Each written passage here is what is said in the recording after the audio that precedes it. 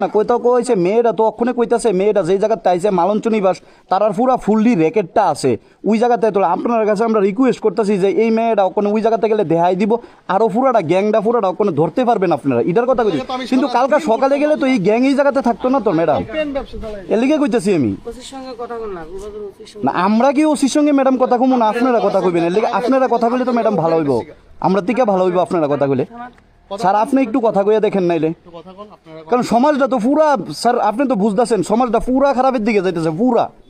পুরা খারাপের দিকে যাইতেছে ওখানে এই মেয়েটা ইডি পরশুদিন আমি আসলাম না এই জায়গাতে ভাই যেটা কইলো পরশুদিন আপনিও আসলেন আমি যেটা ভিডিও দেখছি ওই জায়গাতে কিভাবে রেকেট চলছে হ্যাঁ কোনদিন এইসব মানে